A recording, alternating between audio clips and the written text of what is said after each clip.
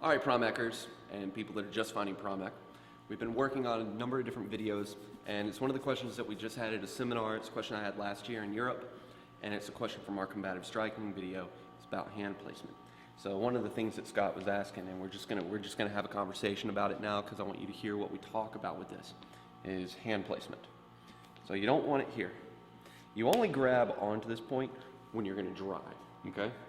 So let's say, put your hands up here. If I'm going to drive up there, elbow, strike, elbow, then I'll grab onto here. If I'm going to drop you off, then I'm going to pull this through and I'm going to strike. But if I'm just standing here and I've got my hands here, that's all I'm going to do. For police officers, an interview stance, it's right here, it's relaxed. So you can bring it up a little bit. And then once you push my hands, that's where it is. I can start to work. Push again.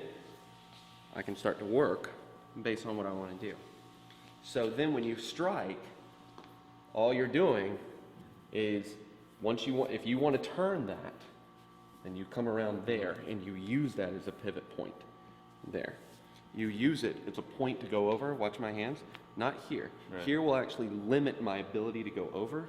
I'm going to put my hand here and then come over it and form a lever out of it. This Right in there, yep.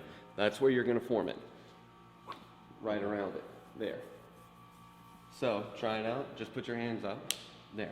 And just relax, relax, relax. You're just talking, you're having a conversation, your hands are down there. Now that's when you wanna collapse over. There you go. You wanna just collapse, create a small wedge. So that's all you're doing with your hand placement, right there. So once I move, you can start to move and you can collapse over it. If I really push, I'm going to trap your hands. That's one of the reasons that we do this, especially with officers, is that if people that hold here or they keep it too low or whatever, that if I really come in, I'm going to trap them. Yeah. And if I trap them, then you're in trouble, especially if you use your hands to fight. So that's why we keep them out here. So if they push my hands. There. Push more. Try to trap them. You can't. You can't trap my hands. Go ahead. There.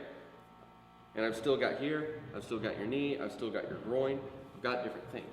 So that's why it stays easy so your hands don't get trapped. If at least one of them, I ended up in a situation where I got pushed and the guy got one of my hands. He had both my hands like that and was beating the shit out of me in a stairwell when I used to contract.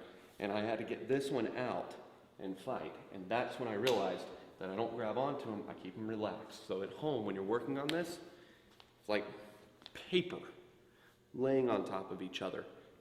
It's not a weight laying on the paper. It's paper on top of paper. And it's just a relaxed thing. If you're an officer, you're going to bring it up from here. Don't thumb tuck if you can help. Most people are going to rest on their gear. Bring it up here. Then you can work off of it.